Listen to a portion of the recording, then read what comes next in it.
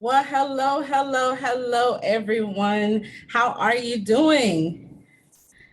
Doing good, thank you. Wonderful. I'm so happy to see you. Doing great. So we have been through a long year. And because I know y'all personally, first, let me say hello to Facebook. And let me say hello to Instagram and hello anywhere else this may be viewed. I am author Brandy Hunt. I always forget to tell people that because I'll be like, I know everybody. But I am author Brandy Hunt. I'm a publisher, I'm an author, I'm a motivational speaker slash leadership development trainer. And today we're just going to talk about Happy New You. So before we get started, I am on Zoom live. So when you see me look down, it's because there's people here. I'll try to redirect my camera so that you can see. But when I look down, that's because I actually have people in front of me.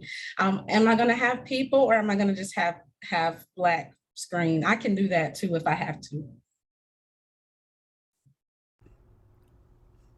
I just didn't want to be rude while I'm in the background here, and I realized that you're going live on other social media platforms.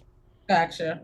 No, it either is fine with me. I just like to see, who I'm talking. Well, I know who I'm talking to at this point. These are my friends that are on here. My friend slash author slash business branding consultant. So we all work together. Brittany, meet Crystal. She's part of the On the Right Track family as well. Hey, Brittany. She may be working or something. So before I jump into what I'm going to talk about tonight, let's talk about what previously did New Year's resolutions mean to you?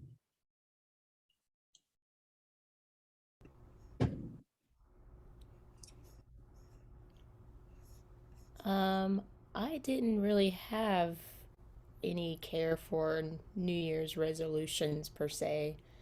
Um, I think if anything, I just would try harder to be more consistent going into the new year versus Mhm. doing something new. Okay, understood. So not really. It's a thing, but it ain't a thing. It's like, oh, I should do something at the top of the year because I just 365 days is a long time to be doing all kind of little stuff. But so do you ever write it down? Is it kind of just put to thought? I've tried writing stuff down, but I could tell you that probably in most cases it's in thought and it gets played out pretty well. Uh, I like I said, sometimes writing it down helps, but for the most part, anything written down, at least as far as how things have been with me, usually doesn't really mean anything to me. So, Okay. And Brittany, if you can't talk, that's okay. Welcome, Christine. Thank you for joining us. We're just talking about prior to today. What did New Year's resolutions, the turn of another year, what did that mean to you? Um, I can talk. Oh,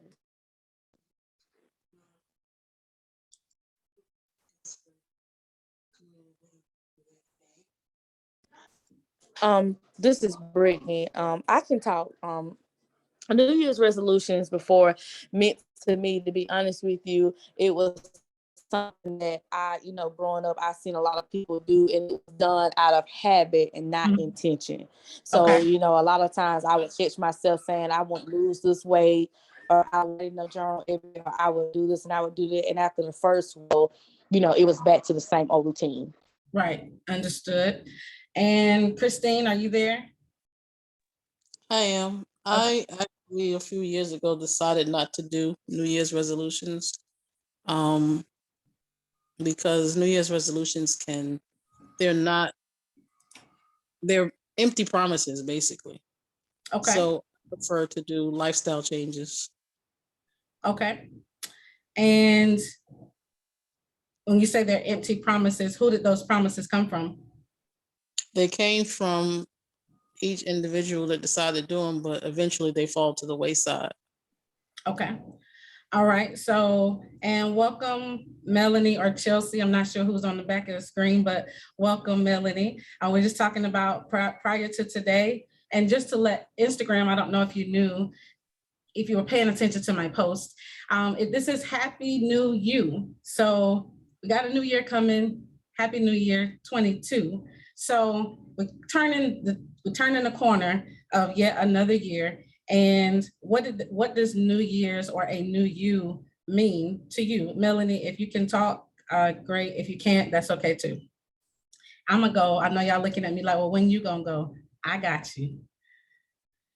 So in the New Year's resolution, you say you threw it out. You say, you know what? I really don't care for it. It's empty promises from yesteryear. And so do you ever start like mid-year and you just say, you know, you wake up one day and you're like, you know what? I need a change. And it's just a random day. Have you ever done that before? I have. And anybody can chime in as long as you don't hear somebody else talking. Yeah, So I have, and that's usually just because maybe over time several thoughts and things have come to play, and maybe mhm, didn't make sense, but at some point, maybe during the sleeping, the solution seemed to come together. So when you woke up, it was the first thing you just kind of knew that you needed to take some action on something. right. I totally agree. And so if you don't know me personally, probably don't know me personally if you're watching from Instagram, but if it seems like I'm asking a whole bunch of questions that I should know the answer to, I do have my own answer, but it's always good to get the answer from people around you because everybody doesn't look at life the same. And I think so many times we're taught if you're in this sector of the world, if you're Black, if you're white, if you're female, if you're male, then you are this thing. So if you're Black, female with pink eyeshadow, then you are XYZ, then you don't believe in New Year's resolutions, you don't believe in Christmas, and they give us these identity caps. And so I always ask of the opinion and how, and I say up till today, because I may say something and you say, you know what? I never thought about that. I never thought about looking at it like that. And you could take that, because if I don't have any pen and paper, I don't have any PowerPoints, I'm not going to give you a whole bunch of to-do lists. I really just want to today talk about where you are and how we can get to where you desire to go. So is anybody want to be the brave soul to say what their non-New Year's resolution is?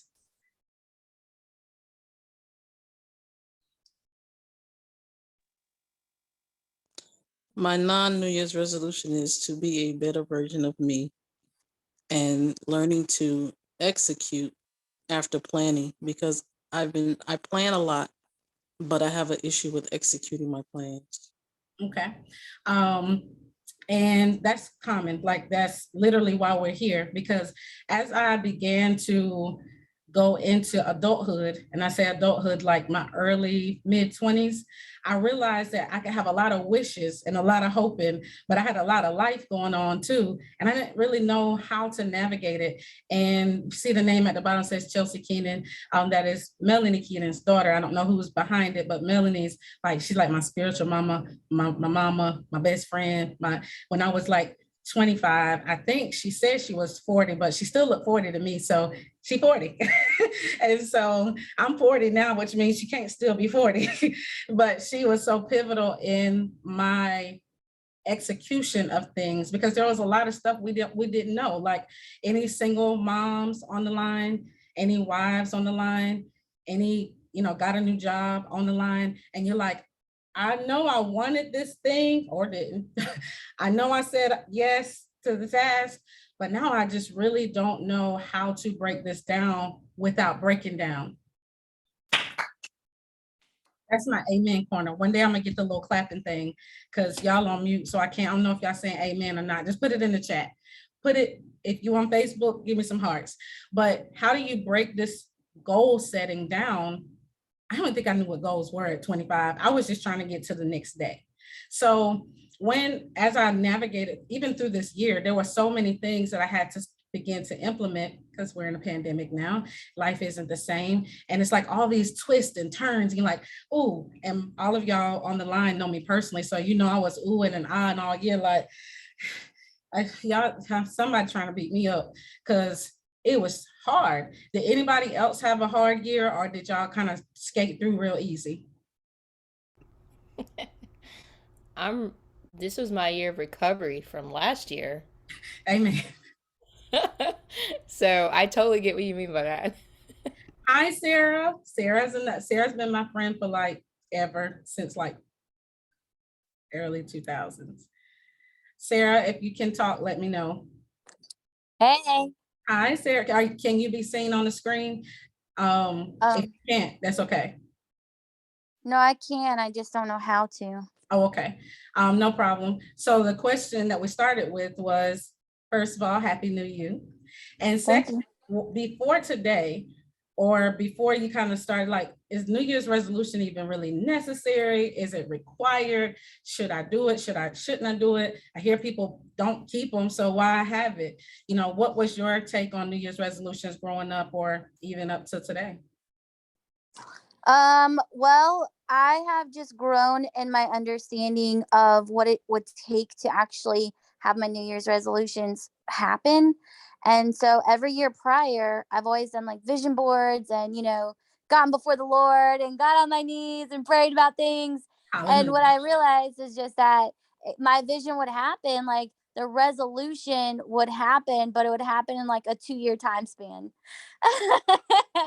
So it Right. wouldn't necessarily happen right then.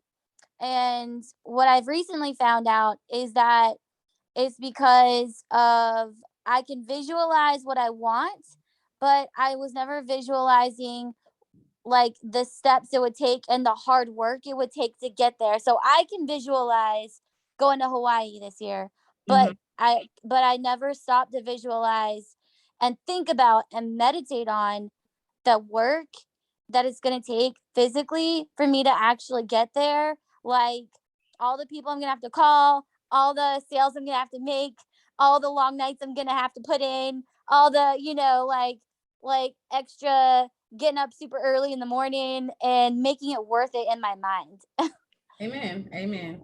Yeah. So that's Sarah is what she said, all the sales. She does Mary Kay. And I'm gonna at the end, Hey. prayerfully, somebody asked me why I didn't have an end time on the fly, because some people like to talk a long time and I'm some people. And so if you have to go, I will have a replay available. But my goal is that by about 9:45, you can introduce yourself, your business, your brand, all of those things so that we can connect. First question is everybody in the group on Facebook that wants to be in the group that's on Facebook. It's Happy New You 2022.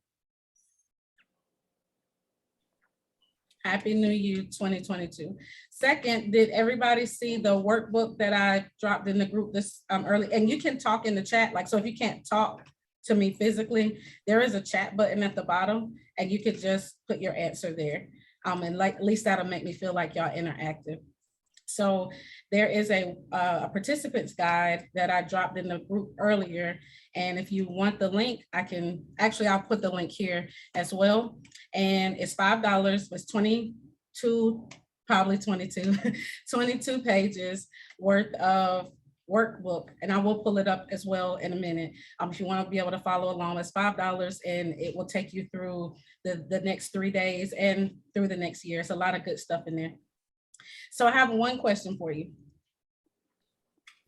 I know I had asked 15 already, but I got another one. So if you have this great vision, I mean, it's great, it's really big, and it's going to bless a lot of people.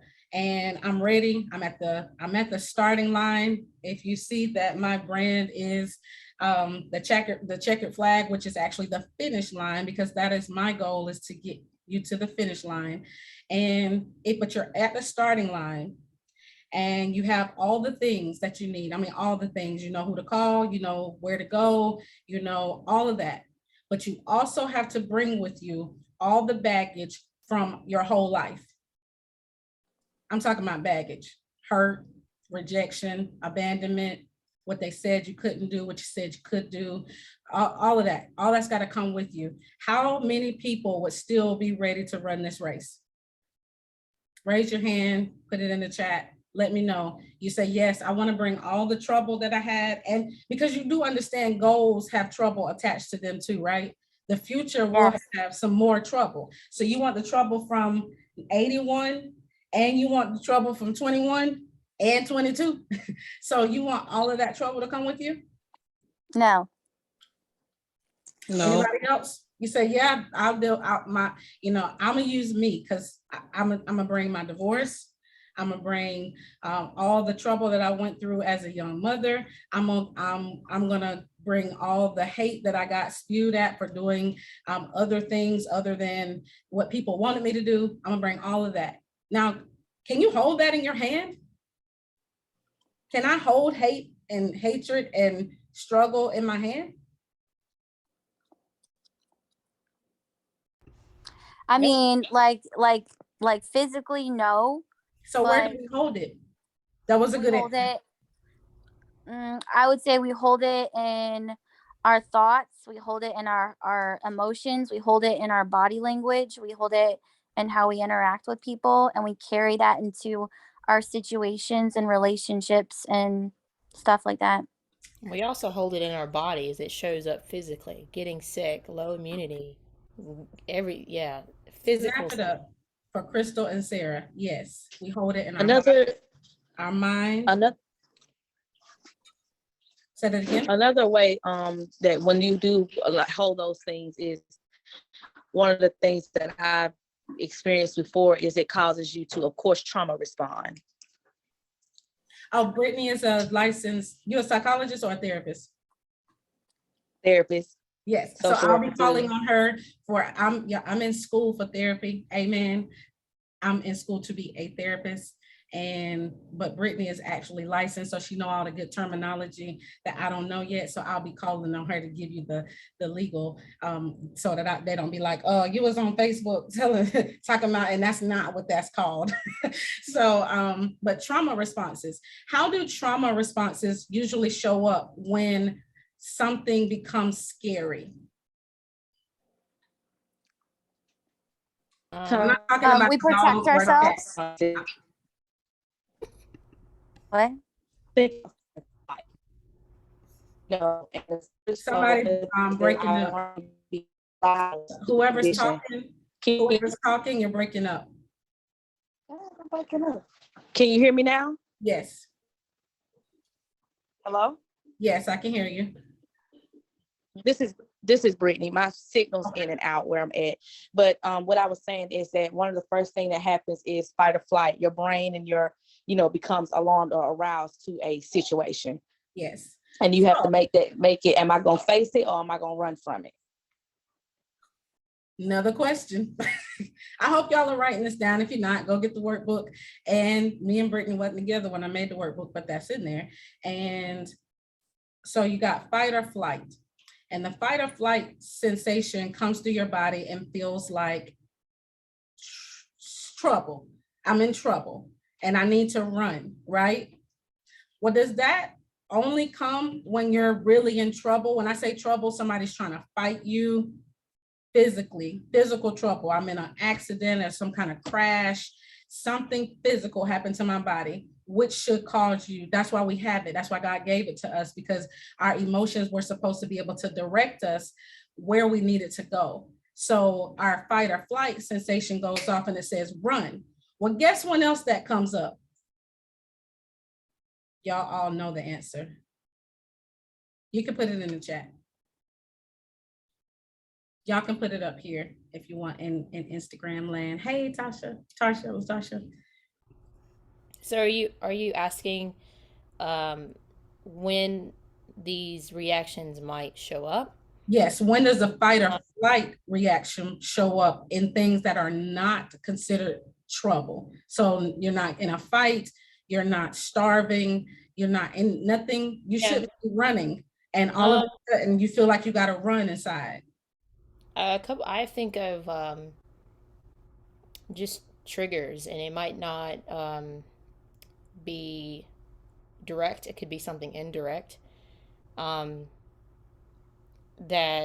kind of puts you back in that time or space of when such event took place.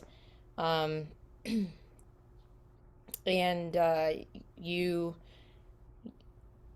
respond, based off of, what in that, like, you respond like you were actually there.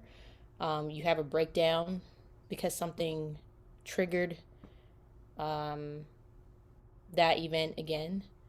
Um, so that's something that comes to mind. It's not necessarily that it's directly happening to you, it's already happened, but it's unresolved, and then something indirectly um, comes about and it puts you back in that same headspace.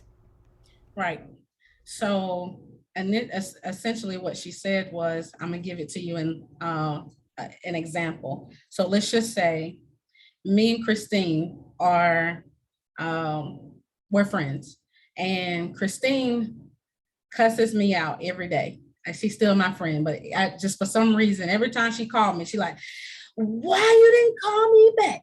I ain't never gonna talk to you no more. I do everything I can for you, and you do nothing for me.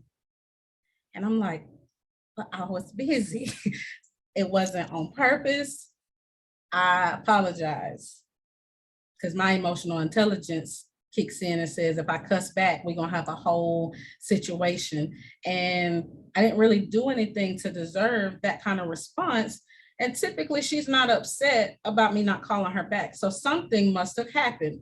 Now, to get to that level, you got to have a great deal of emotional intelligence. I'm going to tell you now, put that on your list of things to do. There's books and all kind of stuff about it. Emotional intelligence just pretty much says, I don't react, I respond. So when I hear her, I say, are you okay? Yes, I'm fine. Why you keep asking me that? It seems like you're fine. Okay, well, I'm gonna call you back. So we hang up. About 2 hours later, she calls me back and says, I'm sorry. I had an argument right before I called you, and they said I was loud and obnoxious, and they was calling me names and stuff. And the next person she talked to was me. And the person who did it to her was a Black female, which triggered a Black female, which triggered, and this could be any color. I'm just using me because that's who I am. So what happens with triggers is they go straight through just like a bullet, and it keeps going, and it never stops. But guess who has the responsibility in Happy New You? I have the responsibility to notice it, because I could have said, well, you're not about to cuss me out because I didn't do it. Now I could say that forcefully, but I don't have to stop. Well, I ain't gonna talk to you no more then, because you shouldn't have been talking to me like that. And then the neck rolling happens, and then this is done and over with. So I say that to say your triggers can be many. I could not sit here and tell you all of the things that will trigger you. There was a situation with myself that I was triggered by, and I didn't even know it bothered me. So that's why I say with this new you must become more aware of where you are and where you want to go. If you want to be that responsive and not reactive person, guess what you have to do? You have to realize that I'm a horrible reactor, but the reaction comes from the sensitivity still to the trigger. Y'all with me? So at some point, you have to find a balance and say, you know what, I'm gonna have to go deal with why that hurts me. That's how you get to the root of it. It's not just don't react, because that's not truly dealing with it. When you truly deal with it, you go ask yourself, why does that bother me? Why did that bother me? Anybody ever had that experience that would like to be a brave soul and talk about it? I would like to I would like to say that um, when I thought, and don't get mad at me, but when I thought in college that I wanted to be a counselor, um, Like, why? obviously my degree is in psychology and human services, but earlier on, um, one of the classes that I had to take was crisis intervention. And one thing that was said was that it's exactly what you said, that you needed to deal with yourself first before you try to go out there and counsel other people or bring therapy to other people, because of uh, you didn't want to be sitting in front of a person or a couple during their their trauma and their drama and everything else that's going on with them. And instead of being responsible, responding in a manner that is beneficial, helpful to the other person, you end up reacting, and you have a breakdown in front of a person or people that need your help because you didn't deal with your traumas. You didn't deal with yourself. Right. And for some reason, you thought that going to go help somebody else before you helped yourself would serve a greater purpose. Well, it didn't. Right. um, so when you talk about that, that's exactly what I thought about. Um, and so I actually walked away from the idea of counseling because my worldview of people at that time probably wasn't at its healthiest because I faced a lot of trauma. I had a lot of PTSD early on as a kid, and my I was just ruthless, kind of in thought, dealing with people, and I didn't want to do it. So um, I feel like at that time I made the better decision not to walk in, to counseling, but I pushed myself through as far as learning psychology and social science and human behavior to help myself, really. Um, Nice. and I feel like that's put me way ahead of the masses when it comes to just dealing with people in general. Yeah, So, absolutely. That's awesome. I did start out in psychology in 2000 when my daughter was born. I was in college and I dropped out of college to be a mom because I couldn't balance both of them. And I had threw caution to the wind. I wasn't even going to come back for that reason. I was like, mm. So when my person said, don't you supposed to be doing something with some therapy or some psychology? I was like, oh, I'm now that I know people for real, I don't want to listen to people problem. I do that for already for free. When I talk to authors, they get the same situation. If you want to write a book, he's like, I want to write a book. And I think everybody on here has, except Sarah and Melanie, she's writing one. So Sarah, you up next. But we get to this spot where the pain is, and we got to talk about the trouble and all, and you can feel it. It's almost as if it is real life happening again, and it's very hard to cross over because it still hurts. Well, Brandy, how do you make it not hurt anymore? Brittany, would you like to chime in?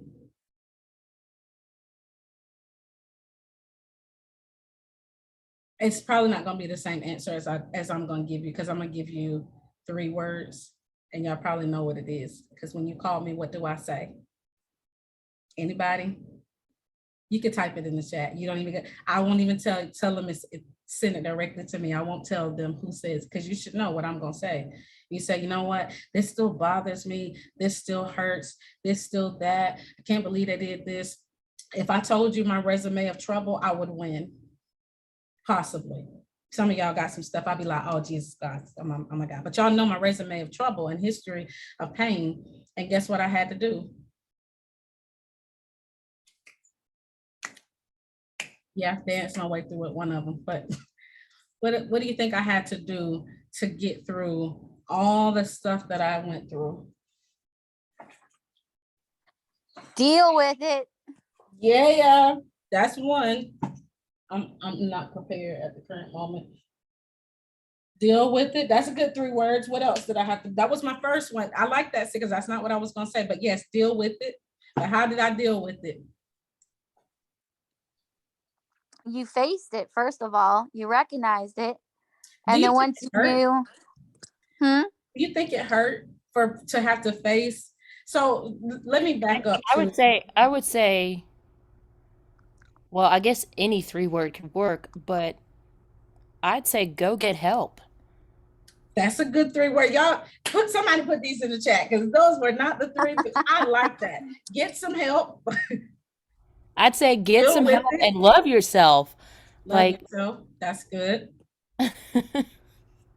So because we are talking about going into a new year, if you were on in the beginning, I had on celebrate good times. Come on. I had on Champion. I had on, I think those are the only two. But what do you think is going to happen if you keep talking about what you went through over and over and over and over and over and over again? What resolution do you think you're really coming to? You're not. You're just constantly digging a hole deeper and deeper and deeper. Just as deep as you want it to be. Now you keep on digging, you're gonna find some stuff you really don't want to deal with. You thought that the thing that was at the top was the thing. Oh no.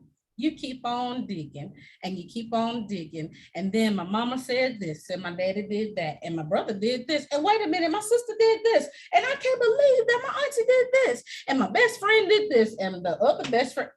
How long you gonna be there telling us all the stuff, all the issues? You're gonna need more tissues. I'm gonna be a rapper when I grow up. I just know it. You just gonna Yeah, need. I would say too that not only will you keep putting yourself in the same hole, but I would dare say, I don't know what everybody's belief system is, but I dare say that you would nearly repeat and manifest some of the same stuff, and it would just come back worse. Because I personally believe that everyone has an opportunity to learn lessons and overcome situations, and when you stay stuck and you make a decision to tell the same story over and over again, not only will it get deeper, but it will continue to show up until you, hopefully, God willing, you learn and realize that you are the one that keeps bringing it back, and it's not that person across the room, it's you. Right. So I'm going to give you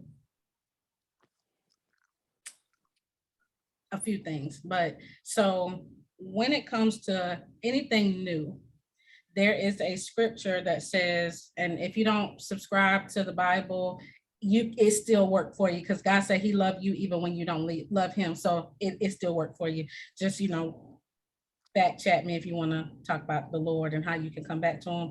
But there's a scripture that says, there's an effectual door and there are many adversaries. Do y'all know what an oxymoron is? Yes. So oxymoron means they took two opposites and put them together to make them make sense. An effectual door with many adversaries. So when we at church, or when we used to go to church, or if they say, oh, you got a big door is getting ready to open. God is opening a door for you, and you're going to just walk right in and get slapped right in the face, because adversaries are on the other side waiting for you to go through that door. So how am I supposed to navigate through a door that got trouble in it, and I just left a door that had trouble in it? That's not fair. That's not fair. Oh, y'all think I talk to God any other kind of way than I talk to y'all? I'd be like, come on, Lord. I got trouble back here, and you're going to give me more trouble? Well, he didn't say the adversary was trouble. He just said it's the adversary. Does anybody know what the adversary comes to do? Steal, kill, and destroy. Bible study, come on. Steal, kill, and destroy. He know his assignment. Do you know yours? I understood the assignment. Did you? Because your assignment was to knock over the adversary. And guess what's going to happen? It's going to be the same adversary that was at the last door, because you didn't figure out that when you have the sugar craving, because you was upset, you needed comfort food, and you went straight to the refrigerator, even though you said you was going to lose 30, 45, 75, 100,000 pounds, but you were at the refrigerator feeding your woes. How are you going to, you're not fighting the adversary. You're combining forces and staying stuck in yesteryear, because you will not implement the new thing. Implement what new thing? Thanks for asking. The new thing that you plan. Oh, the plan. Oh, the plan. I got a plan. Where's the plan? Where's the plan for the fallout? Because you plan to go through the door, but you didn't plan for the fallout. You didn't plan for your weakness, because we want to pretend like we're perfect. I'm perfect. I got my hair. I got my eyeshadow. I got a goal. I got a wish. I got a plan, and I got God, and that's all I need. Wrong. Right, but wrong, because God is everything. But when we say I got God, we really don't lean on him the way that we should in the times that we should. We want to lean on him when everything's fluffy and all of that stuff. And so at the end of the day, I just told you 3 things. You need a strategy, you need a plan, and you need a plan for the fallout. Because at some point you're going to get tired. You're going to be like, you know what? I don't want to go to the gym or whatever. I'm using that because that was my New Year's resolution for 1999 up until this year. Because every year I said, okay, I'm going to do it. And about around March, I was like, yes, this muscle's hurting, this hurting, I'm broke, I'm disgusted, I'm busted. I ain't gonna do it because I'm tired. I'm already traumatized from life happening and I just don't see no way out. So why even keep it? So 2000 fat ain't the 2021 fat. I'm talking about me. Sometimes I'll be looking at my pictures, I'll be like, oh, I thought I was fat. Nope, I would take that back. However, what I learned with the same stuff that I just told you was that God had told me, and I'm sure of it. I ate a Snickers every day after lunch. I worked in a call center for 20 years. Anybody know how high my anxiety was? Anxiety on 100,000, talking to people all day, cussing and fussing, anxiety, just going off because PTSD shows up in the call center. They cussing, you can't do nothing about it. And you taking them hits all day, taking hits, just taking hits. And then I'm like, I need sugar. And in the call center, they got carts of it everywhere. So I'm on my way to the vending machine and God said, don't go get it. The devil is a lie. I'm about to go get the Snickers. I went down there and got stuck in the vending machine. Okay, I'll go to another vending machine. Yeah. Oh, y'all thought that was the sign for me? It wasn't. I was like, oh God, I'll start tomorrow because tomorrow's good, right? I have been complaining to God that this is probably a 2017, 16, 17. Yeah. And I was like, oh, I can't lose weight. And I just ain't not working. So and my work was very minimal. It was maybe 10 when people be like, just take a 15-minute brisk walk. That doesn't work for me. I got to get in there and get it. Like I got to get it. And so I knew that, but I didn't want to put in the work because it hurt so bad. And I was already in so much pain. Remember, my heart was hurting. I was holding that mental stress. I was holding the stresses of life all in here. And Crystal said it earlier, we hold it in our body. And I was just like, I'm just exhausted. I wasn't drinking water. People ask me how I stay so young. It's the glory of God, because I know I didn't drink enough water, but I clearly heard him say, don't eat it. So the next day, came back to work. My sugar craving kicked in at 2:00. Oh, your enemy knows when you need what you need, by the way. I say your enemy, because your enemy, not mine. There's some stuff y'all call me about. I'd be like, oh, I can do that. There's some stuff y'all be like, oh, I'll be like, I'm glad that's not my assignment. Amen. But so the next day I said, okay, I'm not going to eat a Snickers. And when 2:00, it was always like 2:30. I was just sitting in my chair rocking, like just having sugar withdrawals. Because sugar is an addiction, right? Wanting the sweet spots of life, real sugar that goes in your mouth, and wanting a sugary life. I want everything to be sweet. I want everything to be nice. I want everything to be kind and fluffy, and that's not life. Life, it says, and I'm giving y'all that this is the word. I promise you. I think Melanie, if she ain't on here, she will vouch for me. This is Sarah's on here. Y'all, look, we all went to church together. So the word says that don't worry about the trouble. Don't worry about the world. I've overcome the world. So we want it to be sugary and feel good. And God's like, well, I gave you the power. I wished above all things that you would prosper and be in good health. I wish that for you. I've told you, if you walk in the path of righteousness for my name's sake, I will be there with you. What else do you want? But we get so caught up in the yesterday. I want the Snickers, though. The Snickers is sweet to me. And I struggled through 2:00. 3:00 came. 3:30 came. I was like, I ain't never been on no heavy drugs. Yes, I said no heavy drugs. Don't judge me. I've been a kid before, and a pre-adult and a young adult. So I ain't been on no heavy drugs though. But I knew this was a some kind of withdrawal I was having. I had the shakes. I was scratching. I was like, okay, maybe we got a deeper problem, because I'm trying to find something to calm me when, and then God said, how dare you go to something for comfort other than me? That broke me down, because I love God. I love Jesus. And when he said, you're going to other things for comfort food, I'm your comforter. Ouch. Y'all still with me, church? Yeah. I always ask God why he didn't give me the like light and fluffy, you're going to be amazing and millionaire message, because I could just say that all day. You're going to be a millionaire. You get a car and you get a car and you get a car, and everybody get a car. But I got a vehicle for you that's going to work. And when he said that, I said, okay, God, what do you want me to do? You want me to just sit here and struggle? Sit here and struggle. I feel like I just cussed. Y'all put that on the bloopers. So I said, you want me to just sit here and struggle? And he said, no, I want you to create a new pattern.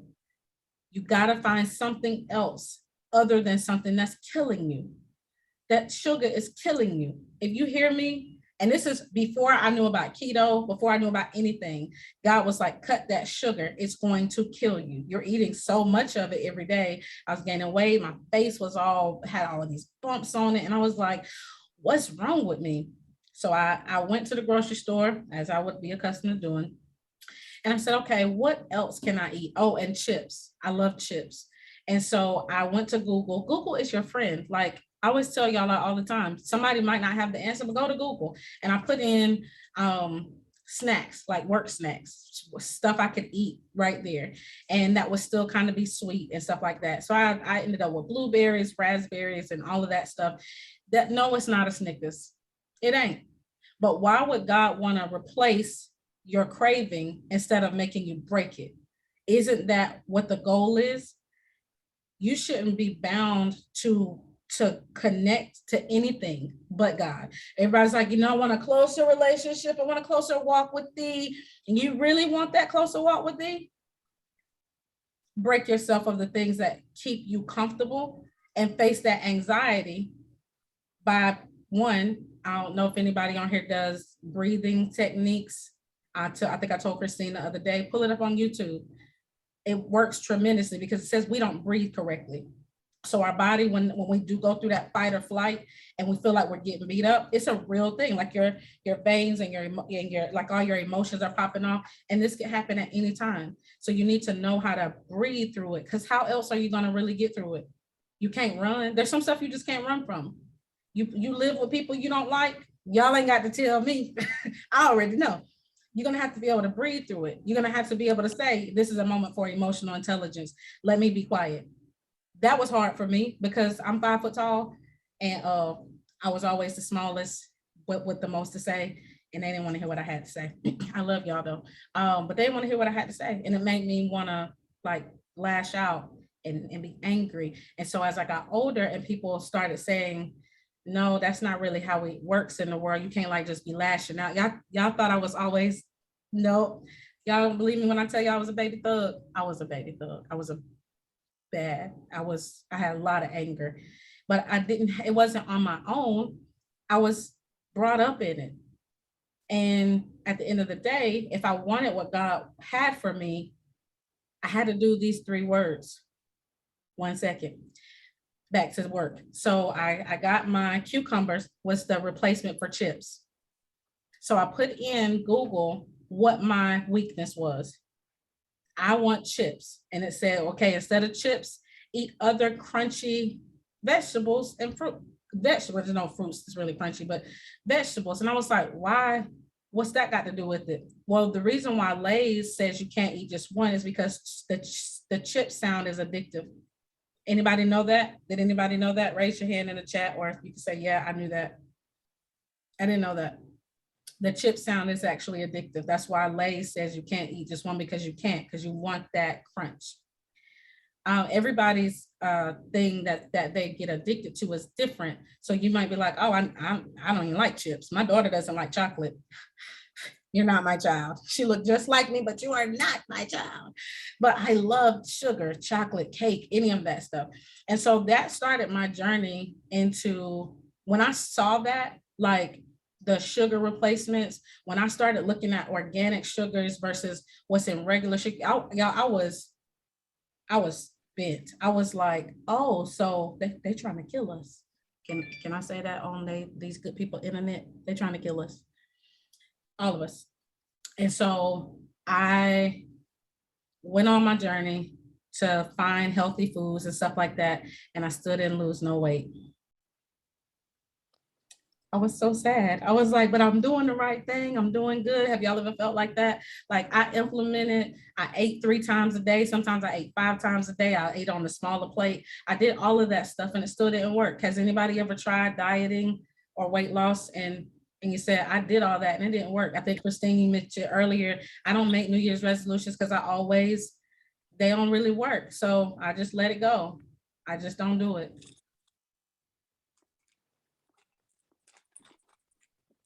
Crystal, I figured if anybody knew that you would know. Yeah, I did. And so about 2 years after that, I had gained about 40 pounds. And just full disclosure, I had a hysterectomy about around the same. So after I had that whole don't eat the sugar, that was after my surgery. And so I had 11 fibroids, 11. I was going to die. And they said, you can get the fibroids taken out, or you can potentially die in your sleep one night because you're bleeding internally. So I already had one child and I said, you know what, I love her to pieces. I think at the time she was 12 or 13. I said, you know what, let's go for it. And it was after that that my sugar craving increased. Nobody told me that my hormones was getting ready to go out of whack and I was going to be like in menopause at 35. So then I was really discouraged. And I don't think a lot of people, like, I never tell like my personal life. So here's my personal life journey. So I was really upset. I was like, I'm gaining all this weight every day, that doctors did not prepare me that my body would now be in constant fight or flight. Brittany, did you know that?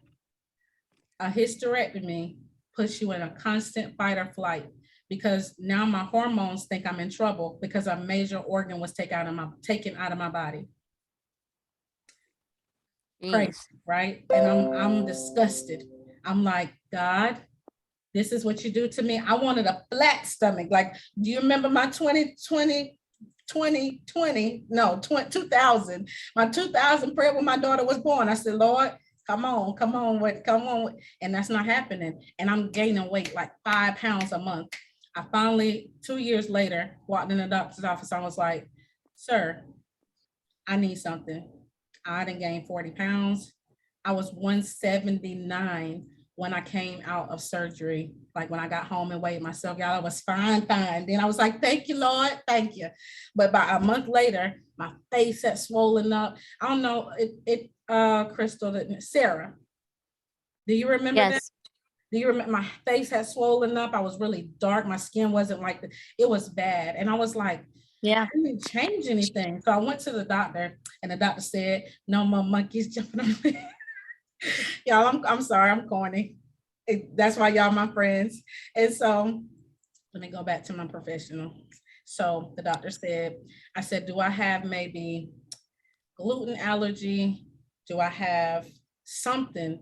What's the thyroid? I was like, maybe it's my thyroid, because I don't know what's going on. Because at the time I had not put 2 and 2 together. Let me say that revelation I just gave you about the hysterectomy, I didn't know that. All I knew is I'm gaining weight and I'm eating and I can't even feel full anymore. My hunger sensation was gone. My full sensation was gone. I'm just eating. I can eat a whole pizza. I know y'all wouldn't believe that about me, but I could. And I did, because I was actually also going through a horrible breakup. Who want me now? Because my whole life is, I thought my life was broadcast in the book, but this one took the cake. And I ate cake. It took the cake and I ate the cake every day. I went back to what I had already broke myself from. I was so sad. Y'all saw me. I said, I'm fine. I'll be all right. Because I had sugar. I went right back to what I knew would comfort me because this hurt so, so bad.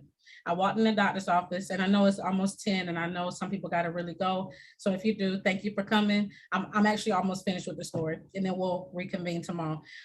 But so I went to the doctor and I said, you know, can you check all my blood levels and stuff? And I was still going to the gym though. I just eat cake when I got back home. Because remember, that's balance, right? Balance.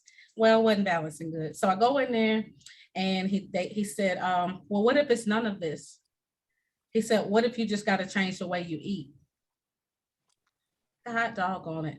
I know Christine likes that response because Christine think I give her the hardest time because that's how people do me. I was like, can you give me some pills? That work? And he was like, no, I'm not going to give you any pills. You're young. Oh, thank you, doctor. He said, you're young. He said, you can do keto or you can do a diabetics diet. I said, well, I'm not diabetic. He said, but your mom is. And that means that it's probably in your bloodline. I forgot about that. That's why I'm eating all this sugar. I never really I was just living. And so I said, you're right. And he said, so I'm gonna run these numbers and I'll call you back when they come back. So they called me back and guess what they said? They said in about 2 milkshakes, you're gonna have diabetes. Ouch. Oh, let me back up to the confirmation of keto because people always ask me, how did I start doing keto? It was the doctor. I went to Whole Foods and to get an energy drink because I didn't want to eat the sugar and I was sleepy and I was like, okay, I'm gonna go over here to Whole Foods to get an energy drink. And I'm looking on the shelf and I asked the merchant, the cashier, I said, where are the energy drinks? And a random person, I ain't even never been in this Whole Foods. It was my very first time and then maybe second, walks up and says, you wouldn't need an energy drink if you did keto. I said, who sent you? He said, what? I said, I literally just left the doctor and he told me to do keto or diabetics diet. He said, don't do the diabetics diet. It's boring. He said, keto is fun. You can eat. And he gave me the list. He said, I'm actually a registered dietitian. Call me if you need anything. Y'all, I was like, okay, remember the vending machine? Well, I had been back and forth and back and forth. I ain't had to do that this time. I said, all right, God, I give you 1 week. I went home and this is part of today's topic, which was out with the old and with the new. For anybody that thinks I'm just on here just telling my life story for no reason, this is out with the old and with the new. Yes, I'm using food, but this can go to people. Old people got to go. Not old people, but people who are no longer serving your purpose, got to go. But anyway, so I went home. I got rid of everything that wasn't on the list instantly. When I hear people say, oh, it's going to take time. Why? How much time do you think you have to make the change? And all I really had to do was get rid of the old to make room for the new. That's even what the word tells us, that we can't put old wine in new wineskins. Yet we constantly try to bring that stuff. Remember the stuff at the starting line? I want to bring my old mindset with me just in case this new thing don't work out. That's basically what we're telling God. But what I want us to say is what I said that day. I gave God an ultimatum. I said, God, I haven't tried all of this stuff before. And he said, well, try this. You ain't tried this. So try this and stick to it. I'm going to cuss. Come hell or high water, stick to it. Because a lot of us lose our stick it to itness. Yes, I made that up. We lose our stick it to itness. According to the statistics, February 1st, you will kick all your resolutions. All your I'm going to do list is going to be gone. But we won't be subscribing to that. So I put everything out of my refrigerator that didn't belong. I gave it to my friend. I created a plan. Y'all got that? First step is what?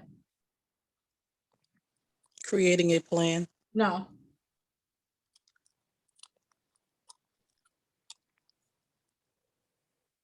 Strategy. I just said it. Get rid of the old stuff. That's number one. You need to sit with yourself tonight, not tomorrow, not Saturday when it's the first, tonight. And I don't care if you write down one thing at a time. Something has stopped you from going forward. and whatever vision, whichever goal you want to do, one that you didn't complete this year.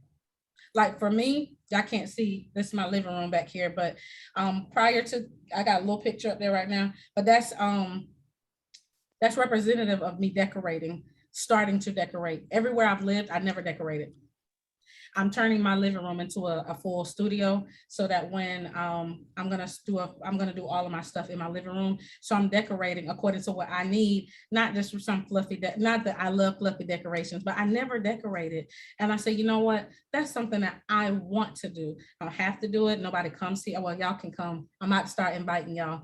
But no one comes to see me, so it's not necessary. And I said, you know what? Why not? It's yours.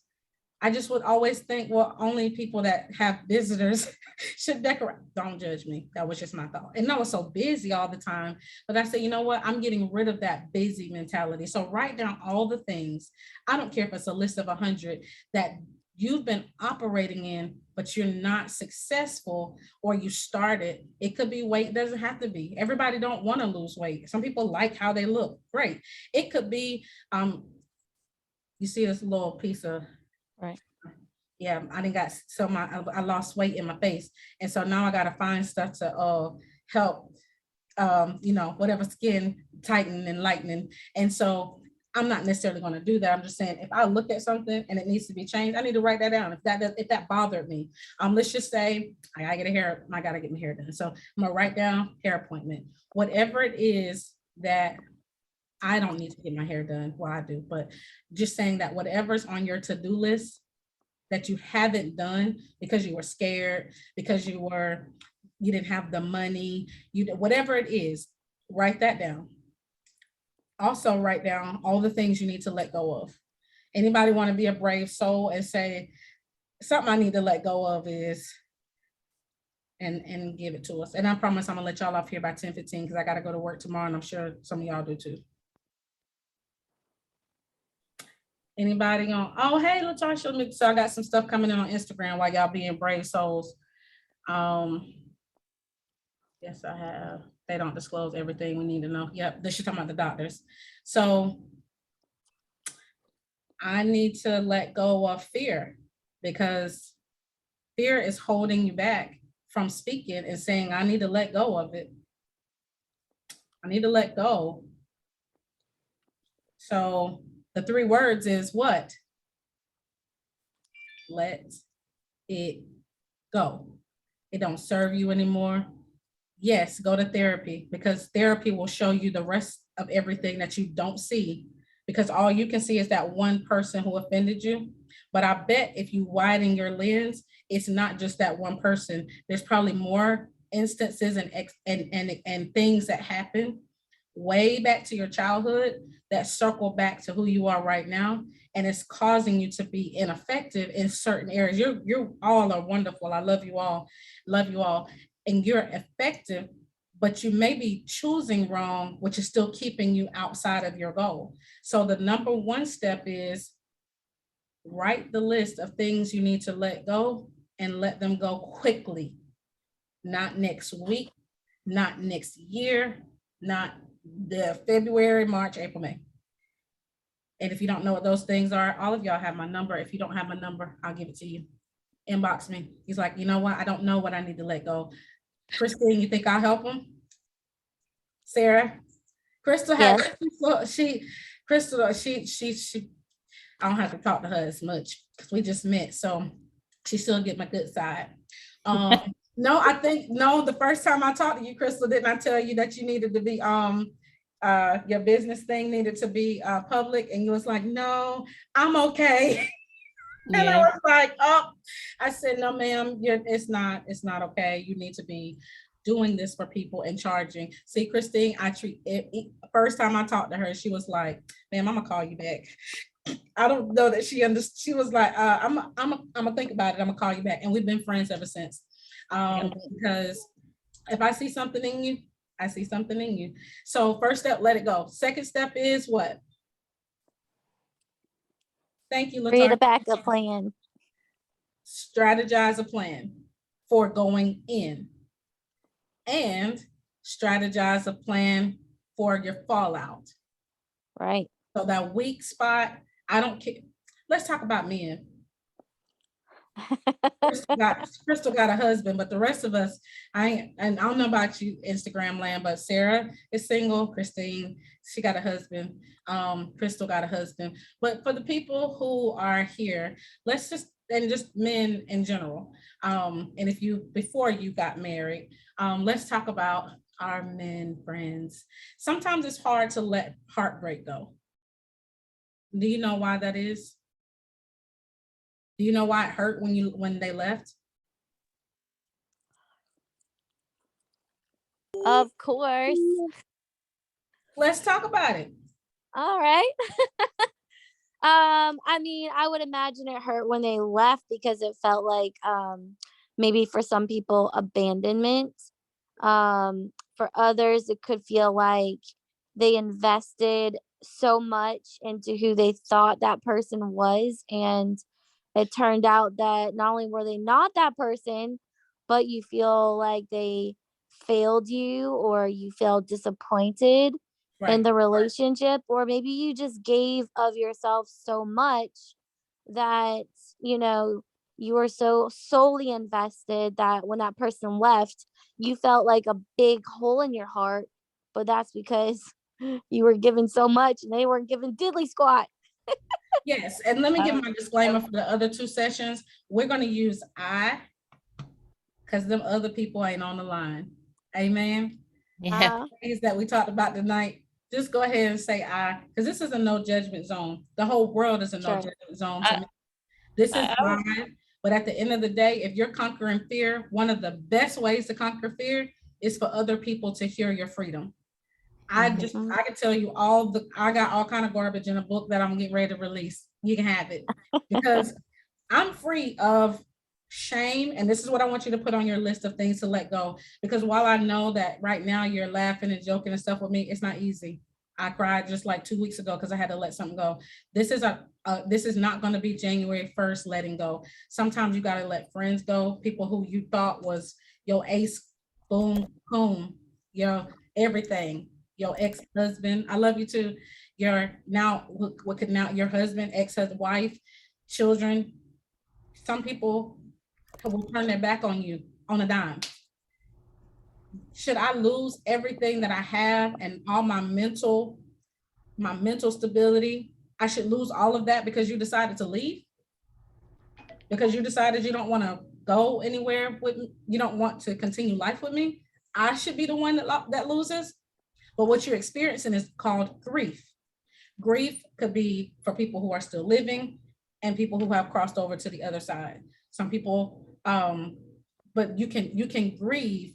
You're grieving the loss. Grief means that something that was connected to me is tearing itself away from me. It could be something I depended on emotionally. And as women, men, and I use men because they are our emotional stability. We find comfort in them. If you have the right man, you find comfort in those muscles. You find comfort in his finances. You find comfort in his hugs or, intimacy. And when that's gone, guess what that leaves you? By yourself. I'm by myself. And like Sarah said, I poured because that's what we do when we have boundaryless living. But we're not subscribing to that anymore. Put that on the list. Old habit, not having boundaries. New habit, boundaries. That's how the list needs to look. Old habit, overeating. New habit, portion control. However your list has to look. Old habit, eat sugar all day. New habit, keto. That means there's no carbs and no sugar on keto. If anybody did not know that, it's no carbs and no sugar. Not even sugar put into the food. I'm talking about no high fructose, corn syrup, none of that. Oh yeah, to finish the testimony, in that first week, I lost 7 pounds. Y'all thought I was high stepping. I was like, oh, okay, let's do it. And I did it. And I had some hiccups on the way because life happens, but that goes back to that consistency. Put that on the new habit list. And I will tomorrow have a list of old habits, new habits. And as a matter of fact, if y'all give me till morning, I'll put you a template in the group that'll have the old habit. Now you can write it on your little scratch pad for now, because remember, we're creating a strategy. you gotta put it somewhere so you can go back and remind yourself of it. It's not because you're not randomly writing stuff down. You're not like, so don't pick up a loose piece of paper, like get an actual notebook. That's why I created the work guide. I put the link in here. The link is also in the group. It's only a couple of people on here. I will put the link also in Instagram, but you can actually put this workbook together. I do have printed versions that will be available later, but get a notebook, be proactive, and keep all of your documents together so that you can go back and say, you know what? I said I wasn't going to do that. I'll give you an example. Me and my person was eating lunch yesterday. He came to see me on his lunch and he was like, order some lunch, and he does keto too. And for what? I don't know. If you see this, I mean, like, what weight do you need to lose? But it's not about the weight for him. It's about the health. And I have to always remember that it's not just about how much you weigh. It's about your health in general, because Crystal mentioned it earlier. When that stress attacks your body, you do feel it. But if I'm drinking water and I'm eating lettuce and healthy foods, I'm putting living things in my body. It does help counteract it. So he said, order some food. And so he said, order from Jimmy John's. I was like, oh yes, subs. Because I'm cheating this week till my trainer say we starting back on the 3rd. So I'm just eating Christmas food and everything. And he was like, get a unwich. That don't sound like a sub. I had to go Google it. I was like, unwich. I was like, oh babe, that don't have no bread on it. He was like, yeah, we back on. He's like, I said, we ain't gonna wait till the new year. He said, you know, that ain't us. We ain't waiting till no new year. We in the game right now. That's what I'd be like, that's something I would say. And it was like, you're right. So y'all think I don't get off track, I know, but that's why the name of my business is On the Right Track. So he said, no, I know you got goals. You trying to get to where you're trying to get to. I'm trying to, he's trying to have his abs out and stuff. If y'all see a murder scene, that's because that's what happened. He got to put his abs out, and I don't play that. And so he said, yeah, he's like, no, he's like, you can get it though. You ain't crossing the finish line without me. So we unwitched it, but it was really good. And it's lettuce. So it's at Jimmy John's did not pay me for this, but it was good. It's a lettuce wrap, but it's really big, like that big. And then it has the meat and onions or whatever you get in it. But he had to remind me of who I was. That's what I'm here for. I'm here to remind you. Crystal have to remind me, send me the video, sis. I need to put your website up. She's my, she's doing all my backdoor stuff. Christine, I have to be like, Christine, come on, where's your stuff at? Sarah, we walked through a situation a couple of weeks ago. I thought I was gonna lose. I was like, come back, friend, come back. She's like, no, I'm done. And people have to walk me through it too. So I want the group will remain open. So the group is on Facebook. It's Happy New You 2022. The group is going to remain open all year, because the truth of the matter is that you can always be a better version of you, not just 22, but 22 and beyond. What I also want us to do, and I'll say this again tomorrow, is I want you to post one goal, just one. I want you to tell us when you're going to start, what your expected end date is, and what your expected results are. So that's how you keep your resolution. Now come back for tomorrow's session, but just in case you don't make it back and you cross over to January 1st, you need to know what is the goal.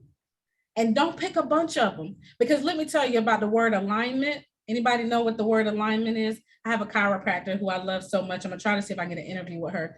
But the word alignment means that everything starts to do this. Christine, I'll let you tell your testimony maybe tomorrow if you have time. Alignment says we have some things that are kind of crazy, and the more you try to bring them back together, eventually that one goal that you say, you know what, on Tuesdays, I'm not going to eat.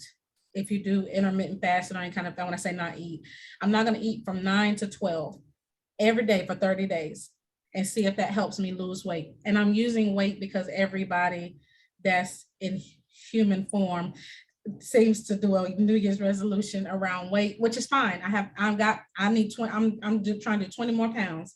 And so I'm going to what? Christine, you said this earlier. I want to be a better version of me. What does that mean? That's you got to come in some and create one. What part of you do you want to be better? Your nose, your eye, your cheek. Like what part of you do you want to be better? Do you want to respond nicer? Do you want to respond more firm? Because here's the thing, some people need to learn how to say no. Amen, church. So whatever that's why I say sit with yourself, sit with God.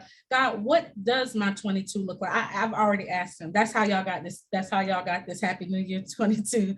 Because what does my 22 look like?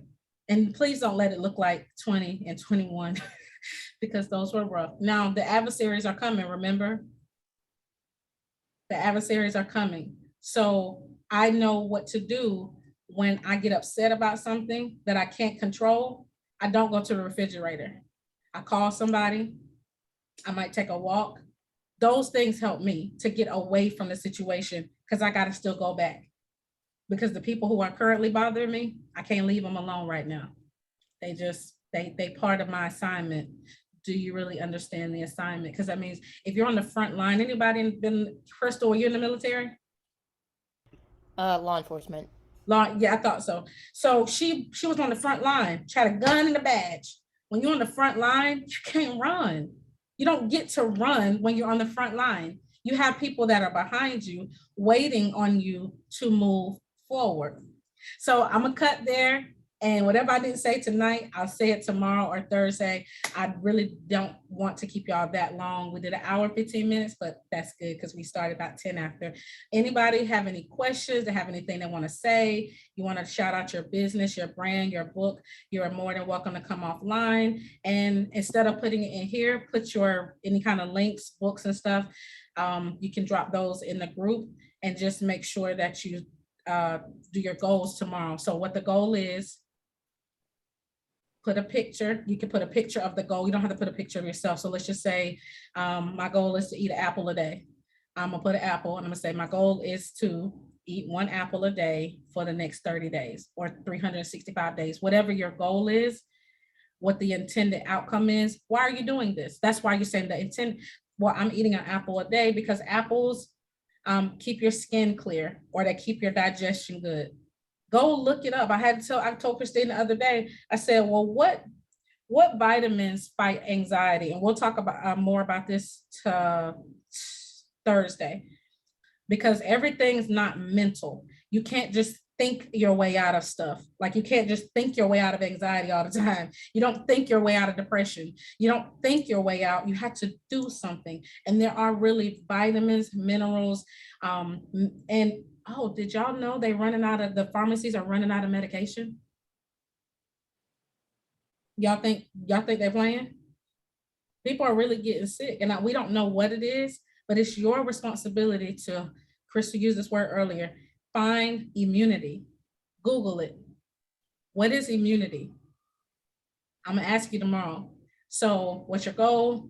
Why are you doing it? What is your intended outcome? And what is the end date? I'll say that one more time. You can apply this to anything. What is the goal? Why are you doing it? What is the expected result? And what is the end date?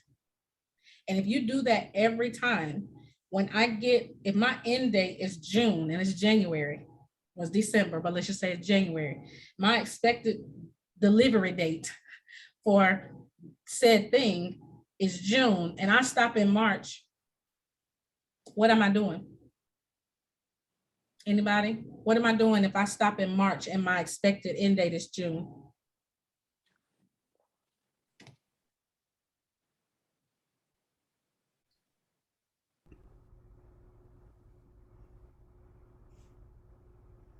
Well, either you finish the goal early or you're quitting. Yeah, no, I didn't finish. I just stopped. I said, this hurts. I can't figure it out. Such and such got on my nerves. And I ran to the whatever, my fight or flight response went off. I didn't address it. I just went with it. And I don't want to do it no more. So I'm quitting. What did I You do? don't quit on yourself. You quit on yourself. But what did I essentially do to the, because I still gotta finish, because you're still gonna call me and be like, Brandy, I had quit back in March and now it's like July. So what did you do to your end goal, your end date? You killed it. No, I mean, in reality, what did you stopped it. You it's not gonna happen. No, it's still gonna happen because you can't give up on your own dreams. Well, we said you quit. You put, no, I'm saying, what did you do to the end date? You prolong the finish. Right. So when you start and stop, and start and stop, and start and stop, what am I doing? Procrastination. Yep. But what is this? That's going back and forth between the old and the new. The old and You're- new, back and forth. And am I going anywhere? If I have, No. if somebody was here, so I have a person over here, there's no people here, but if I have a person over here and they're pulling me like this, what's happening? Other than probably feeling some abs. You're doubting yourself. You're not What's moving physically forward. happening? You're not moving forward. You're staying in the same place. Thank you. I'm playing tug of war with my fears and my future. Why would you want to do that? But that's what we're doing. You're going, oh, but Johnny, I loved him so much. But Bobby, y'all like that? I was an actress. I'm sure y'all could have guessed that. But Johnny, I mean, you didn't call Bobby Johnny, and he trying to figure out, because you mentally have not moved forward. This is a whole women's conference, okay? So you gotta mentally move yourself forward. Let it go. And I'm not saying forever. Please don't tell people that I just said don't care about the past and the thing, because you do need to know why do certain things up, but you don't need to figure it out before you move forward. Free yourself of that mentality that I gotta have it all figured out. That perfection is actually fear of rejection. The desire for perfection is actually rooted in rejection. And I'm done for the night. And we'll see you tomorrow. Well, we will be talking about procrastination, because once you identified the problem, you created your solution, everything else is on you. When y'all call me, I'm not going to be available. Well, for a small fee, but we'll talk about that later too. Available to, because I'm doing this now because you have everything in you that you need to succeed. I promise you do. I promise you. So Crystal, I will go around the room. I'm so used to being in a room. We'll go around the Zoom room. Crystal, Christine, and Sarah, you can have your last words and anything that you would like to say. You can skip or pass if you don't have anything to say, and then we'll be out of here. And thank you, Instagram, for joining us, and thank you, Facebook, for joining us. Thank you, Brandy, for inviting me to this. This was fun, and I laughed quite a bit. I think you deserve an award for the mom jokes and all the above. I'm an internet marketer, soon to be author, entrepreneur, and wife, newlywed, actually. Yes. And I have to say that it's been a good year, to say the least. As I said before, it's been a recovery year for me, and so I'm actually looking forward to the next couple of days, and I hope to be able to catch all of it in the evening time as the day dies down. So thank you. You're so welcome. And thank you for those kind words. And Christine, would you like to go next? I'm Christine. I'm an author, working on being an entrepreneur. Oh my God. Stop. Dealing with a lot of grief that I hope not to bring into 22 with me. Okay, well, let's stop right there. Can we help her not take grief into 22? Yeah. Okay, Sarah, you up? How can she not take grief with her into 2022? Because that's what we're here for. Like, we're here to make sure Sure. all crossover with a free mind. Okay. I think the first thing that you would probably want to do is find a quiet space, find some worship music, or just find some really soft music that just kind of centers you. Get a journal, get a pen, and write down all of your feelings that you're experiencing that are causing you to maybe feel bad or feel that grief, whether it's about the person or the situation. And then as you write it down, I think that's when you start to like address what you're really experiencing, like in your body and in your mind. And then just kind of go through it and like just, I don't really know how to explain it, but if you need to forgive somebody or you need to do some self-care, some self-love, show yourself some appreciation, like whatever you need to do to just get it out of your body, out of your system, then that's like a really good way to start to let go, because letting go is a process. It's not something you just think or just say, "Oh, I'm going to let it go." Like you literally have to like get it out of your spirit and your mind and your body.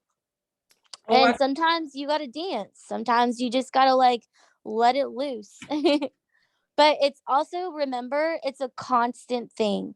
It's not something that I think you can just put down one day and then just say, "Oh, okay, I'm no longer grieving." Like I think it's just something you have to learn to incorporate in your daily life. There you go. good answer. That's very good. Um, so to piggyback off of what Sarah said is something that you incorporate in your everyday life. The first thing, and I don't know, hopefully y'all could hear she was low and the baby was in the background, my little sweet harmony. She said, hopefully she'll be able to let grief go. Is that what you said? I just want to make sure I was right. Yes. Okay, so first thing you need to do is change your language, because you need to let go of the negative thought process that says, I ain't making no resolution because it don't work. Or I'm not making a change because last time I tried to make a change, it didn't work. First, this is going to work.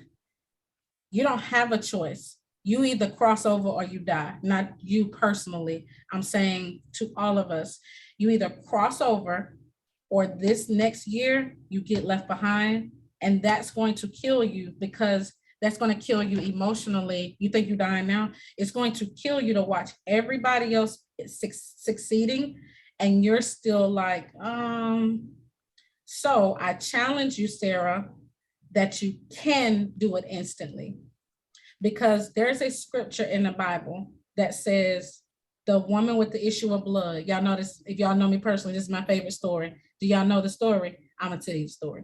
So it says that she bled for how long? Some 10, 12 years. Some we don't want to believe for 8 days. Sorry, guys. We don't want to believe for, I don't want to believe for never. So, but doesn't life sometimes feel like you hemorrhaging, like you're just losing blood and you just really want God to stop it? That was a metaphor. That story was a metaphor. Because I always ask God, why did you put stuff like that in there? Not in her natural body. She should have been dead. 12 years. Can y'all imagine?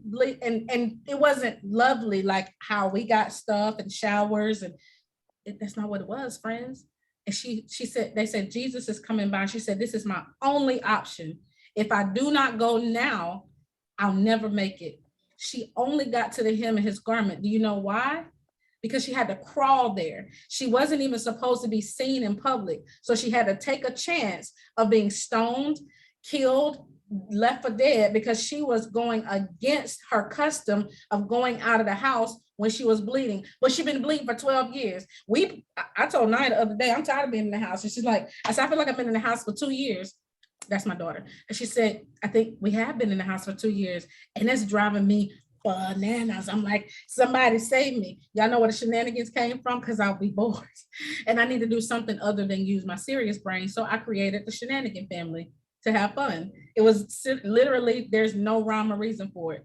But that was my solution to me getting out of my head. Something very simple, makes me laugh, makes y'all think I'm crazy, makes me laugh. Come over to Facebook. I got a family called the Shenanigan Family, and they're all me with different faces. And so the woman with the issue of blood, she reached out to him because that's all she had left in her. I understand when you're crawling on the ground and you're like, God, I ain't got nothing left in me. And she touched the hem. You know, a hem is about that big. And he said, who touched me? She didn't even really touch him, H-I-M. She touched the hem of his garment. And he said, your faith has healed you. Go, you are healed. You are healed. Not go back to your house and take 12 pills and do some meditation. He said, get up, walk on, and walk into your healing. And that's what I would tell you. Because the more you walk into the healing, the more it will show up. The more we say, situation ain't really right for my healing right now. This thing is still happening. And that means you haven't done step one. And you just need to go back to step one and ask yourself, why won't I let it go? Why? Why do I want to hold on to it? And that will be the answer to the healing. Why do I want to hold on to the fact that someone hurt me? I don't care who the someone was, mama, daddy, brother, sister, cousin, yourself. Maybe you made the wrong decision in your mind. You made the wrong decision. But guess who knows what decisions you were supposed to make? God. So you're either mad at yourself or you're mad at God. And he could take it. He can handle you being mad at him. But what he can't handle is you not completing your purpose and you leaving this world, because stress leads to a stroke, leads to heart attack, leads to all these different ailments, depression. Your anxiety and your refusal to let go is literally making you sick. So when people be like, you make me sick, that is actually a true statement. There's a person that I go around and know I have a hip issue, like my hip is disjointed. And when I go around this person, I draw up, you know how you kind of get tense, like your body tenses? My body instantly goes into fight or flight, because even though I'm delivered and those situations happened a long time ago, she made me face a reality that I thought I was done with. Another female offended me the way she's offending me right now. And I've had to come to myself and say, you're safe. This is a whole different situation. Even though she's saying the words the same, you know, but I had to tell my body, you're safe, because my brain is saying, get out of here. You're in trouble. And I'm like, nah, I'm good. And I sat there and I breathed my way through it. And about around the third time, my hip didn't hurt anymore. And I Googled to find out why it went to my hip. And it said it was inflammation. And so your body starts to unravel when one thing goes wrong and it's in your central nervous system. Google has been my friend, y'all, for 5 years. She's just been a regular doctor. So now your central nervous system is out of control. So what I'm telling you is that, no, don't think about it. Just let it go. Because the more you hold on to something that's not serving you, you're going to keep doing this. And you may make a little, but imagine how far you could be and how much faster you could be there if you just said, you know what? You're done with me, I'm done with you. All right, let's go. If they call you back, they call you back. If they say, you know what, I thought about it. You want to sit down for coffee or something? And you know how many people I've had to forgive for stuff that I didn't even have nothing to do with? But I had to forgive them so I wouldn't be bound. All that stuff they taught us in church when we were little, and we got to start implementing it. Forgiveness says, I release the debt that I hold against you, because the debt don't belong to them. You're holding against them. You're holding against yourself. In the department I work in, I've been doing a different job. And I'm gonna actually do a live on this because it's really blessed me. And I'm gonna bless y'all to get off this line with me, because didn't I say people be talking too much? And I told you 3 times we was leaving. This is my 3rd closing. I'm a pastor. And so the 3rd closing. And so they put me in this department, and I'm stamping titles to send them to people, titles to say paid in full. I'm just hitting paid in full all day, paid in full. And the Holy Spirit spoke to me. He said, the debt has already been paid. You're just sending them the notice. They already know. They knew they paid their last payment, and they didn't already celebrate it because the debt is paid. I'm just sending the announcement that is paid. Bring it back to you. The debt has been paid for those people mistreating you. It's been paid. Jesus paid it all. They don't owe you anything. The Bible says, owe no man nothing but to love them. That means I can't hold aught against you, because if I hold aught against you, I hold it against myself. And if I hold it against myself, I'm holding myself out of the promise.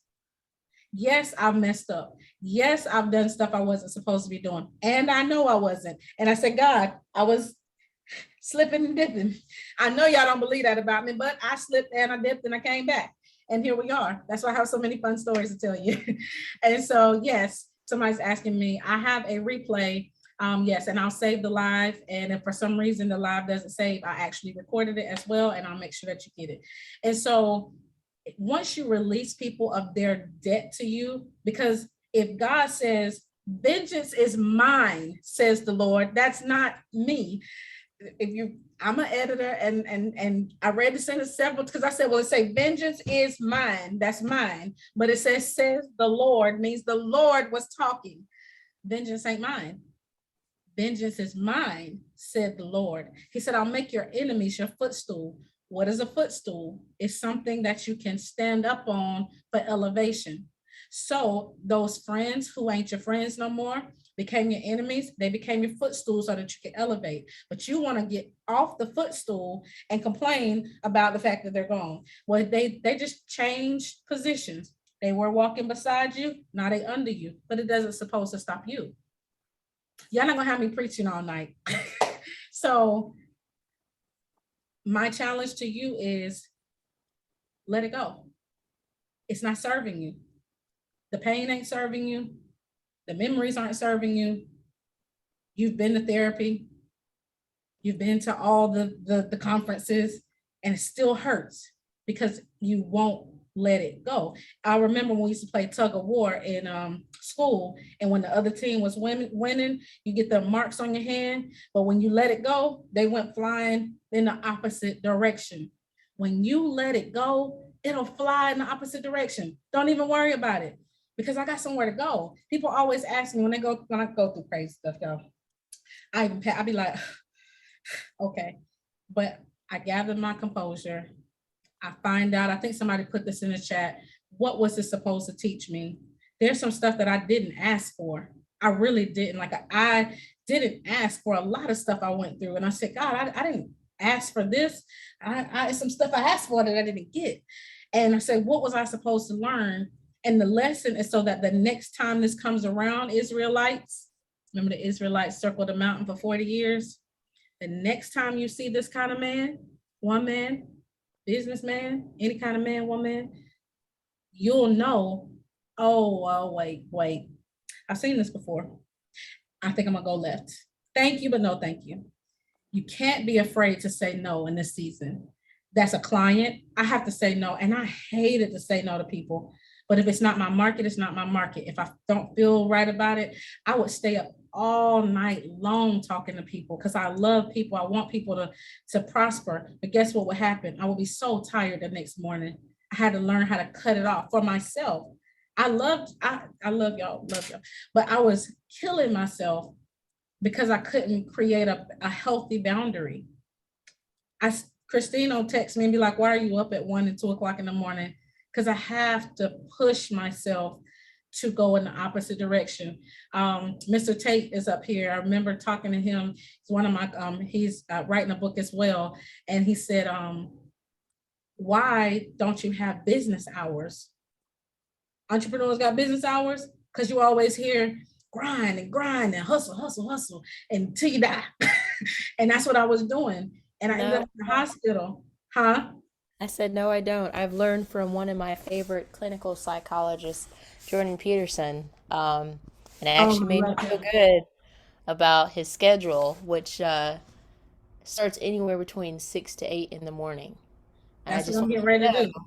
I just Um, want you to know that that probably goes against everyone who believes in the hashtag hustle, but ask them about their health. right. So, ask them about their health. So I Y'all, just when had to. my chest started hurting and I was like, something wrong. And they said, you stressed out. I said, but ain't nothing happening. They said, the doctor said, what do you do for a living? And I listed it. He said, oh, you do too much. Can I tell my clients that? He said, well, you can tell them, or your body left here can tell them, whichever one you would like. He said, you're next door to a heart attack if you don't let something go. Let it go. Some of it was me stressing about getting so much stuff done in everybody's timing. I had to really go back and organize. I'm only teaching y'all stuff that I literally just implemented this year, but it saved my life.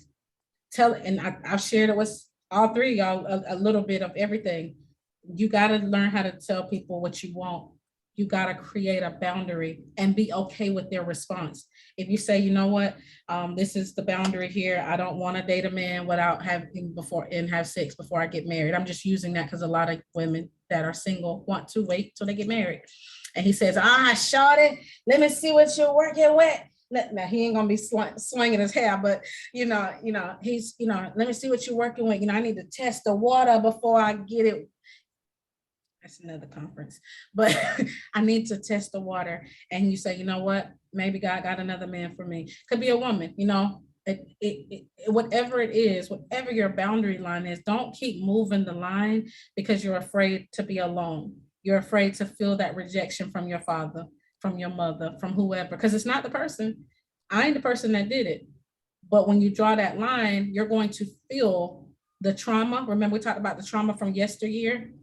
You're gonna feel that trauma, and you're gonna be like, man, it's how I felt when my daddy left. I'm gonna just go ahead and do what he said or she said because I don't want to feel it. Force yourself to sit with the pain. Sit with the pain of, you know what, I have to end my schedule. So I gave myself a new time, y'all. I'm stopping work at 9 o'clock from now on. So in the new year, the new me won't be working all night.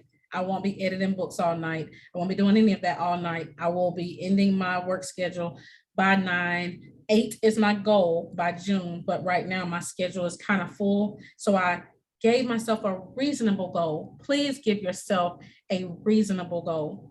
Don't stretch yourself too far. Your first goal, don't you write anything down if you still say, well, this thing can come, the little bitty thing, because that makes me feel safe and secure. No, leave it all. Because once you talk to Brittany in therapy or me, we'll tell you to go back and get it. We'll be like, okay, go back to like 1985 and tell me about your family. How was your family life? But until then, you could just leave it back there. I asked Christine this the other day. She talked about her, going, toggling back and forth between the past and the future.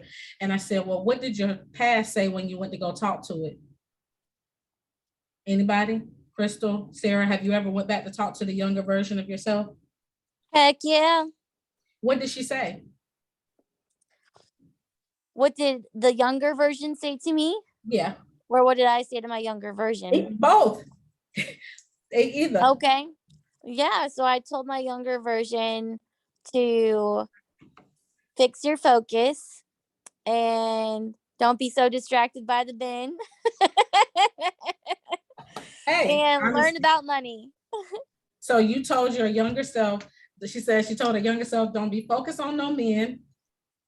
That's right. We're focus on money. And what was the other one? Oh, don't be so hard on yourself. Yeah, so don't focus on the men and learn about money. And what did she say to you? She said, are you getting married? When are you getting married? Are you married already? Because little girls, we still want to be married. I don't care how old we are. I meet women that are in their 50s, 60s. We still desire a prince. It ain't got to be Prince Charming. He could be just a regular old prince, but a king. We still want that in our life. And that little girl, she be messing us up, man. She be like, Right. "Ooh, he cute. He smell good."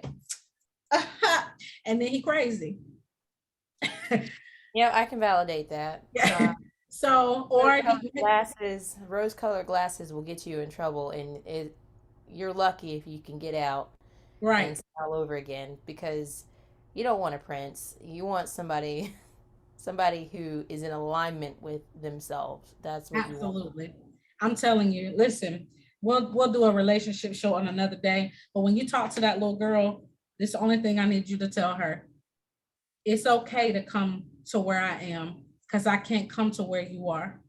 The little boy, the little boy that still crave his mama and daddy's love, and just sleep around with whoever shot John and them, and just out there just winging it. It's okay to come to because the 35-year-old version of you, Sarah, told the little girl, don't worry about boys, focus on your money, and don't be too hard on yourself. The little That's girl right. said, I just want affection. I just still want my husband. Yes. The Mm-hmm. guys want to be married too. Yes.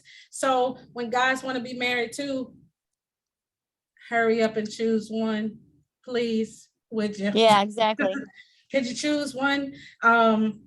Because we out And here. I We out live at here. 440 Old Fort Drive. Right. And so the little girl is still telling you what she wanted in your younger years. And while you still want that, you have to use wisdom in order to choose. Right. Because if I want to be married, whoever come be like, hey, you want to get married? Yes, because that's all I want is to be. But what Crystal just said is I want a healthy marriage. I want a Right. marriage that aligns me with my goals and dreams and visions and purpose. I want a marriage that he can come and wrap his arms around me when I'm feeling all like I'm about to break down and cry and stuff. I might still cry, but he can hold me up. The Bible says that your husband will cover you, not uncover you. He's not out there in the streets gossiping. You ain't supposed to be gossiping about him either. It says that we cover each other. That means it says love covers a multitude of sin. That means just like blankets. I'm not going to expose you to the world. I'm not going to jump on social media and talk about you. I'm not gonna call Christine and Crystal and Sarah and be like, let me tell y'all this. No, I might say, hey, y'all, can y'all pray for us? Because we got some adversaries at this new door. Remember, new door, new adversaries. So that's also in the workbook. Dear younger me and dear future me. And we'll talk about that later. What would you say to your future self? A lot of times we talk about the younger me, what I would say to her, but I need a Brandy in the future to know something too, because I'm coming, and I need you to know in the future what we went through now. So what would I tell the future version of me? So did everybody get to say something in closing? I know Crystal went. Sarah, did you want to plug your business and talk about who you are and what you do? Sure. So my name is Sarah, and I own a skincare and makeup business with Mary Kay, and I have been doing that since I was 19, and I love it. And I also am an assistant manager for a multifamily property company called Eller Capital, and I am going to become a real estate investor within the next year. So that's my goal, and I'm already working on it. I've already made the connections, and I found a real estate investor group, and I found a real estate person that goes and like inspects houses and stuff. So like I'm making my connections, and I'm learning how to buy property with no down payments. That's pretty cool. Congratulations. I have to tell y'all a quick funny thing about Sarah. I'm at church, minding my own business, and this little sweet white girl walks up to me. She looked like she was about 18 and I was 29, 28 or 29. So she's a little, in my mind, she's a little girl. I'm grown. I got a whole baby that's 10. And she was like, hi, what did you ask me? How did you know that you were called? Oh, how do you know what your purpose was? Yeah. That's what she asked me at 18 years old, 19. And that's when I knew that I was called to help women. I didn't know how I was going to do it. And I went through a lot to help women, but a lot of women went through stuff to help me. And so it was my only way to finish out my purpose was to find out what did helping women mean. And God took me on this journey. Me and Sarah have been friends since 2004. Long time, since I was 19, and I'll be 35 in like 3 days. So yeah, so 2008, 2009. No, it was 2006, Brandy. Oh, Naya was 6. Yeah, my baby was 6 when I met Sarah, but Sarah has been, so she started Mary Kay when she was 19. 2006. She's 35 Oh my years God. old and she never gave up on it. And I don't know that she's where she wants to be, but I appreciate her effort and her diligence to never let it go. Because some people, when they get in multi-level marketing, it don't work the first year. They're like, I'm gonna go do something else. She ain't never put her hand in nothing else, not that I know of. But even if she did, she never let that Mary Kay go. Because she told me when she said, I've always wanted to do this. When I was a little girl, I want to do makeup and skincare and beauty, and that's what she does. And she's adding real estate and all of those things in. And so I'm looking at a bunch of millionaires on the line.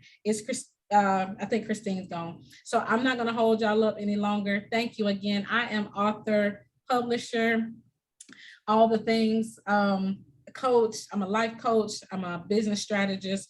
If you need services for any of those, please inbox me. I don't know where you're going to see this, but you can inbox me, DM me, email me. My email is published, PUBLISH, the letter U00 @gmail.com.